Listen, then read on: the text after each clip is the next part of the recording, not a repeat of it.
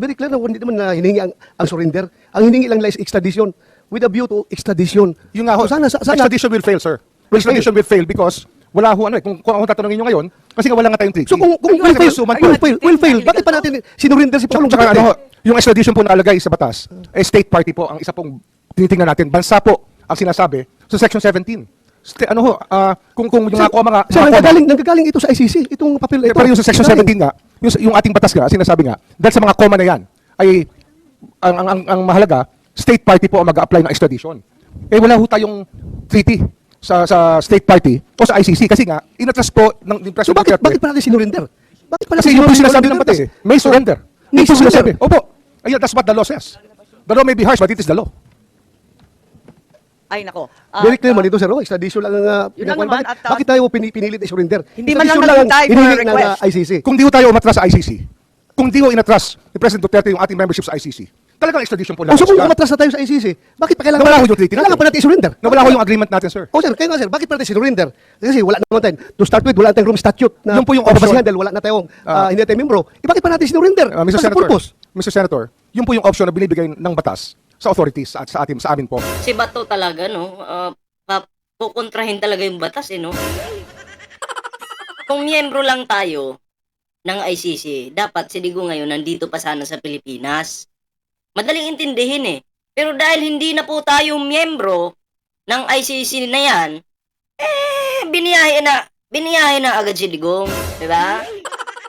Si Digong kasi yung atat na kumalas, eh. Yun yung napala. Kala ko ba matalino ang amon nyo. Ganun po yun. Kasi kung naging miyembro lang po tayo, sa madaling salita, dapat nandito pa si Digong ngayon. Diba? Gets? Yan po yung ating bibigyan ng reaksyon ngayon mga pre. Itong si Amy Marcos at Bato de la Rosa na pumapalag-palag. Okay? Siyempre, bago po tayo magtuloy-tuloy sa ating reaksyon, meron po tayong Facebook page dito mga pre. Yan, Ballpoint Man 2.0. Huwag niyo pong kalimutang i-follow yung ating Facebook page at meron din po tayong Team Birador. Ayan.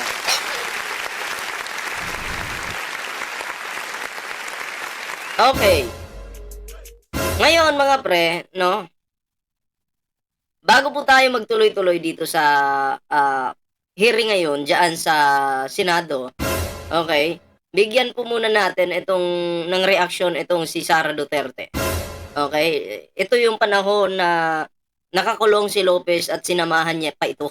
Okay? Tingnan natin kung ano yung mga dahilan ni Sara Duterte dito. Okay? Gusto ko lang balikan eh. Ayan. So, play po natin yung video mga pre. The execution of this lawful order was directly obstructed by Vice President Sara Duterte. Naglabas ng kautusan kagabi ang House Committee on Good Government and Public Accountability na ilipat sa Women's Correctional Facility sa Mandaluyong City ang Chief of Staff ng Office of the Vice President na si Attorney Ayan Zulay. na, naglabas. Sino yung naglabas? Obstructed by Vice President Sara Duterte.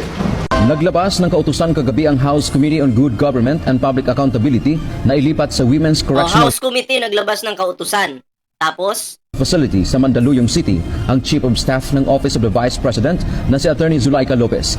Ayon kay House of Representatives Sergeant at Arms Retired Police Major General Napoleon Taas, unang binasa kay Lopez ang utos sa loob ng custodial center ng Kamara pasado alas 11 ng gabi pero tumanggi umano itong sumama.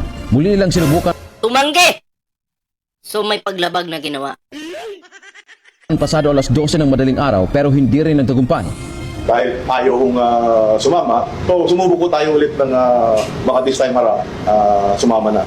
Pero during this second attempt nga po, ando na po yung si VP Sara. At nagsasabi na siya na yung official na lawyer. So, naging futile din mo yung attempt dyan sa pangalawang pagbasa. Pasado alas 3 ng madaling So, hindi po sumusunod ito si Sara Duterte, Lopez sa batas. 'Di ba? Hindi po sumusunod. So may paglabag mga pre. 'Di ba? Imagine ganyan yung Vice President. Mahilig lumabag ng batas. Si Lopez dadalhin yung kanyang jowa. Sorry. Si Vice parang ayaw pa, 'di ba? Ayaw pumayag na ilipat si Lopez. Vice President ka pa lang, ganyan ang ugali mo. 'Di ba? Parang feeling mo, hindi, ako yung nakakahigit sa batas, kaya ako yung dapat masunod. Parang ganun yung tingin mo sa sarili mo eh. Yeah. Ring araw ay sinugod si Lopez sa Veterans Memorial Hospital dahil sa umano'y panic attack at sa huli ay inilipat sa St. Luke's Medical Center. Pero ayon kay Taas, kapag nakalabas na ng ospital si Lopez, ay tuloy pa rin ang paglilipat nito ng detention. Sinabi ko po kanina, Biglang nasa hospital, ano? Biglang na hospital. Nung time na wala pang media, hindi pa inatake si Lopez. Pero nung may media na, at naka-video na, biglang iyak si Lopez eh. No? Jelay Lopez? Jelay Lopez.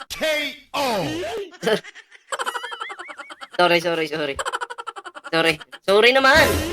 Aba, nasabi lang na Lopez eh, galit ka na. Bakit Jelay? Hindi, Pangalan ko yun eh. nadulas lang. Sorry naman. Nadulas. Zulaika Lopez pala. Kamag-anak mo yun ah. Pero yung... Kamag-anak mo yun, tatanga-tanga yun eh. Ay, sorry, tatanga-tanga. Mabait! Oo, mabait yun. Di ba? Sorry. Bunga nga ako talaga eh. Palaging nadudulas. Sorry po ah. Tao lang. Okay. Pagtuloy na nga natin to. dun sa aking statement, yung order po ng committee stands and we will implement yung transfer. Paliwanag ng komite ang nag-utos ng paglilipat, seguridad ang pangunahing dahilan, lalo na nasa loob din ng Batasan Complex ang Nagpa-practice na si Sara Duterte makulong. Sinamahan niya. Pero ang tanong po dito halimbawa may na-contempt na isang tao. Pwede ba itong samahan dun sa loob? Pwede ba? Alam ko bawal yata, di ba? Nakulong yung isang tao, halimbawa natin kamag-anak mo. Tapos gusto mo ring samahan sa loob, pwede ba yun? Bakit pinayagan ng house yung ganyan? Na pati si Sara Duterte nandun. Oh. Sige nga. Malinaw na paglabag din yan. Hindi naman ako lawyer. Hindi ko alam kung anong klase yung nilabag ni Sara Duterte. Pero ang pagpasok mo dyan, hindi naman ikaw yung kinuntem, pero nandyan ka sa loob, maliwanag po na may nilabag ka na batas. Diba? Vice Presidente. Dagdag pa ni Congressman Joel Chua, nagkaroon sila ng special session kagabi bago ilabas ang kautusan. Alam naman po natin na pag nandiyan po yung Vice President, yung mga security po natin ay mababawasan. Ito po ay tututok sa ating Vice President at mawawalan po ng security yung mga ilang outpost po dito. Kaya yung po yung napagdesisyonan. Samantala, itinanggi naman ni Taas na may kinuha silang cellphone kay Attorney Lopez at karamihan anya ng pumasok sa detention Yung kinuha cellphone kasi nungalingan yun facility ay mga babae nilang tauhan, taliwas sa sinabi ni VP Duterte. The best explanation for that will be the video that we will be providing you. It should show kung meron bang kinuhang cellphone yung ating mga security. Sa ngayon, pinag-aaralan pa nila ang posibleng aksyong legal laban sa Vice Presidente. Sasagutin din nila ang anumang reklamo na maaring isampa laban sa kanila ni VP Sara. Dante Amento, UNTV, News and Rescue. Diyos ang aming sandigan, serbisyo Biglang ng hospital, no? publiko ang aming pinahahalagahan. I'll give you an update as to what happened yesterday morning.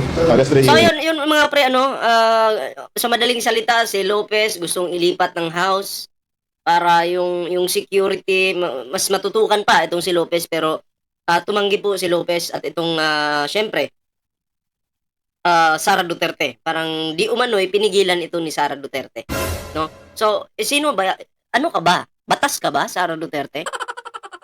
Ikaw ba yung batas para ikaw yung masunod at magdikta?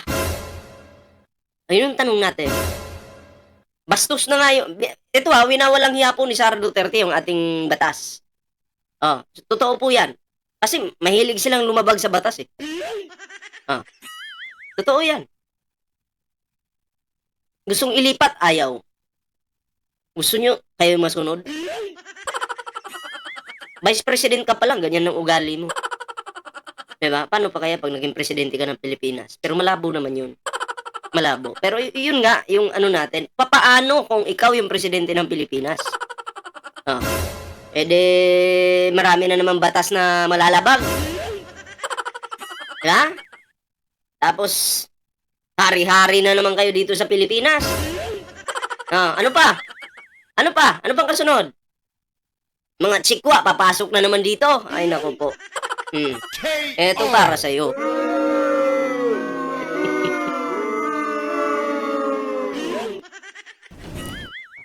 Ayun. Ngayon mga pre, ay bigyan po natin ng reaksyon etong bakbakan dito sa Senado ngayon.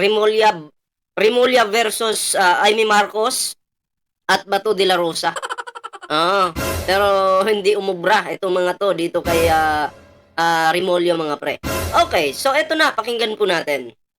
Panoorin po natin. Sa aming pong departamento at sa ating pong executive department. Malinaw po yun. Ang surrender po ay isang option na pwedeng gawin. Pero hindi yun ang hiningi ng Interpol. Maliwanag yun, hindi po ba? Hindi kasi Dahil hindi yun- nandyan sa binabasa natin, doon sa diffusion order with a view to extradition, di ba? At yun lang, hindi pa nga dumating yung... Amy Duterte, alam mo kahit ano pang himod mo ng kaluluwa ng mga Duterte, na kunyari pinagtatanggol mo si Digong, hindi ka pa rin nila ibubuto, Amy. Kala mo ibubuto ka, sinuka ka na ng mga dilawan, sinuka ka na ng mga Marcos supporters, sinuka ka na rin ng mga DDS. Kala mo naman sa ginagawa mong yan, bubuto ka? Ibubuto ka? Grabe! Kapal mo! request, wala pa rin yung assurance that extradition will be sought. Hindi nga ho pa All maaaring that ano eh. was indicated was with a view to extradition. Hindi ho under extradition sapagkat hindi nga tayo, Tinatagal na ninyo wala na lahat tayong ng treaty with mga- ICC eh. Nawala na nga yung ating membership. Kaya wala na hong extradition na route. Ang nangyari po, surrender route na lang po ang naiwan. Madam Chair. Kung di ho nag-withdraw si President Duterte, wala ho tayong naging problema. O kung wala na tayong treaty, locate and arrest with a view to extradition. Hindi mo magawa extradition dahil wala na tayong treaty, di ba? So hanggang arrest lang tayo. Bakit mo binahe? Pwede mo namang isurrender dito sa local courts natin. Galing nga sa ICC yung warrant of arrest. Wala namang kaso si Digong sa Pilipinas eh. Di ba? Walang kaso si Digong sa Pilipinas. Nalabasan si Digong ng warrant of arrest. Sinong naglabas? ICC. ICC. Di ba? Bigyan kita ng idea ba to? Bigyan kita ng idea. Papasok ka sa isang school. Okay? Pagpalagay nating high school ka. Nasa section A ka. A, dapat nandun ka. Kasi dun ka nilagay. Tapos pagpasok mo sa school, pagpasok mo ng paaralan, dun ka ilalagay sa C. Bato de la Rosa, dito ka sa C. Pwede ba yun? Di ba nakalista ka dun sa section A na dapat dun ka papasok? Bakit ka ipapasok sa C? Nakikits mo yun, Bato? Simple lang eh. Kasi nga, dapat naroon ka sa A kasi nandun yung pangalan mo. Dun ka nilagay ng teacher. Bakit ka ilalagay sa C? Kung wala naman dun yung pangalan mo. Ganun din sa ICC ba to? Simple lang. Laki, yung problema sa atin, palaki ng katawan pero mahina yung memorya eh. Simple lang, ICC. ICC naglabas ng warrant of arrest. Saan ba dapat ikukulong? Doon sa The Hague. Diba? Doon dapat ikukulong. Ang gustong palabasin ni Bato dahil hindi naman tayo miyembro ng ICC at dito na lang sa Pilipinas ikulong. Hindi. Saan kayo makakita na ICC naglabas ng warrant of arrest? Tapos dito sa Pilipinas ikukulong. Wala namang kaso si Digong dito Bakit mo ikukulong dito? Sige nga. Halimbawa, bigyan ko kay idea. May nagtitinda ng fishball at dito tahong. Tahong Nagtitinda ng fishball at tahong. Bumili ka dito sa fishball. Siyempre, fishball binili mo. Ang pangit naman dito ka bumili ng fishball, yung kabila, bibigyan ka ng tahong. Hindi pwede yun. Kung saan ka bumili, dun ka kukuha. Okay? Parang ICC lang din. Kung saan ka nalabasan ng warrant, dun ka rin ikukulong. Sinong naglabas ng warrant, dun ka rin ikukulong. Nagigets mo ba to? Simple lang yan eh. Diba? Kulong mo dito sa Pasay. So, ang maliwanag- Bakit mo nga ikukulong sa Pasay? Putang ina talaga. Mapapamura ka nito. Bakit mo ikukulong sa Pasay? May kaso ba si Digong dito sa Pilipinas? Ha? Meron ba? Grabe. Bakit mo ba sinurinder? Yun po yung ano yun ang best judgment namin. Yun po ang tingin namin Hindi, ina-admit na mabuti po ko. sa ating bansa. Mabuti. Yun po ang aming paningin, ang pinakamabuting gawin under the circumstances for our country. Yun po ang aming tingin, ang tama namin. Ganunin mo agad si Remulla Bato. I will pin you down! Mayos ka! I will pin you down!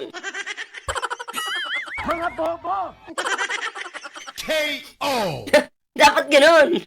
Dapat ganun ba? I will pin you down, man! kita sa mukha eh! Tuloy. Yung ginawa. Para nakakabigla naman dahil sinasabi ninyo, wala na nga tayong ICC, di wala tayong obligasyon. Tama tayong ICC. Ay tayong obligasyon. Hindi, pero yung ano, Pinagdala na lang ninyo. ma'am, yung extradition kasi, pumapasok yan dahil may Wala, akala ko matalino si Amy Marcos. Yung katotohanan kasi pilit niyong binabaluktot eh. Diba? Eh nagmumukha kayong tangad dyan. tayo ng ICC. Dahil nawala tayo sa ICC, wala na tayong option sa extradition. Kasi tayo mismo nag-withdraw, nawala tayong treaty natin. Kaya sumugal Tama. tayo sa surrender. Oo, yun talaga yun ang naging Pero, best judgment namin. ang sugal na yon, hindi nagsasaad na may obligasyon ng Pilipinas. Walang obligasyon talaga. Hindi, ano ito eh. Ang obligasyon nito to the rest of humanity. Wala na nga Yun nga ho yun extradition. eh. Kasi Eh, yung ano pa yung sinusunod po obligasyon? natin, yung ating international humanitarian law na 9851. That is contained in Republic Act 9851, Section 17 pa rin po. Babalik po tayo rin muli. Okay, punta naman tayo ulit sa Madam PCTC Chair. kung papayag. Dito. Ito totoo ah.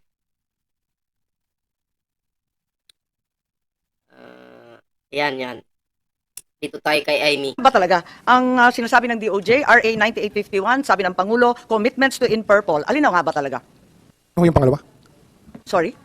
Ang sinabi ng Pangulo, ang nangyari, dahil may commitment o obligasyon tayo sa Interpol. Ang sabi naman po ninyo, RA 9851. Alin ba talaga ang pinagbasehan ng ating diskusyon? Pareho po.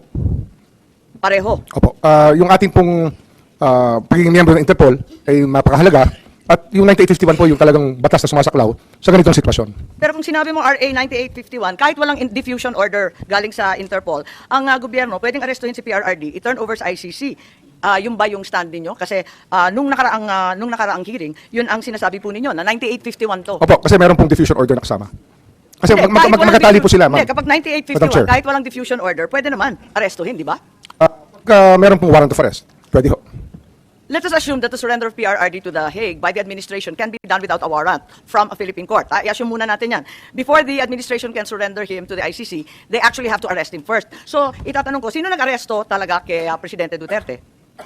Ano po, ang authorities po natin ang umaresto in pursuant to the diffusion order and the warrant of arrest issued by the ICC. So, balik na naman tayo As given to the Interpol, the PCTC. balik na naman tayo sa diffusion order. Wala na naman si RA 9851. Nakakalito po, papalit-palit po tayo.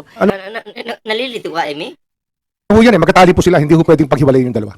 Hindi ko hinihiwalay. Tinatanong ko lang kung alin ba talaga. Kasi magulo yan. Ang dami-dami ninyong pinagbabasehan. Kaya nga ano eh, dito ho kasi hindi tayo matatapos sa pangungusap dito sapagkat ang talagang pwede hong magsabi sa atin ng tama ay ang Korte Suprema. At kaya nga Hindi, kahit simple na ayaw lang- po natin sabihin, pero ito po talaga ang pinag-uusapan dito po sa mga petisyon na final ng pamilya ni former President Duterte sa Korte Suprema. Hindi, simple lang tanong ko yung proseso, no? So, siguro tanongin natin sa PCTC, who ordered the arrest and ordered the PNP to mobilize? Nung natanggap ninyo, hindi, gusto lang namin maintindihan step by step, hindi masyadong maliwanag sa amin, eh. Madam Chair, ulitin ko po yung aking So yun si Amy, talagang makulit ito si Amy mga pre, no? Pinupush niya pa rin yung kanyang walang kwentang hearing na yan. Diba? Unang-una, sayang. Pag-aaksaya ng ano lang yan, ng pera, oras, diba? Kung ang habol mo naman Amy Marcos ay para lang ibuto ka ng mga Pilipino, malabo eh. Diba? Parang ginagamit mo yung issue na yan para sa sarili mo. Yun eh, tingin ko yun. Iba't iba tayo ng ano eh. Pagtingin eh. Oh, sana all, pagtingin. Diba? Ganun yun. Ako talaga'y naniniwala na talagang etong issue kay Digong, gamit po ni Amy Marcos. Diba? Oh, nung unang hearing diyan sa Senado, anong sabi? Na dapat naman ibigyan din ni Amy Marcos ng pagtingin yung mga namatayan. 'Di ba? Kasi yung nakalagay doon, pinagbabaril sa panahon ni Digong, tapos ang nakalagay doon sa death certificate ay heart attack. Oo. Sabi ni Amy, inupin nga, I think si Remulla yung nagsabi no, na dapat imbestigahan rin yun. Sabi naman ni Amy Marcos, oo, iimbestigahan. Pero magpasa hanggang ngayon sa hearing na yan, nakatatlong hearing na yata, 'di ba? Hindi pa po napapag-usapan yung patungkol doon sa issue na yun. 'Di ba? Na dapat yun yung pinaka-importanting bigyan ng pansin. Hindi yung kay Digong. 'Di ba? Amy Marcos, mamamatay ka rin, matanda ka na, lahat ng tao mamamatay dahil tatanda. Isipin mo yung kaluluwa mo. Huwag kang pasilaw dyan sa kasinungalingan, kasikatan, pera. Lahat ng yan, mawawala yan, Amy Marcos. Matanda ka na. Magsisi ka na sa kasalanan mo ngayon. Yeah?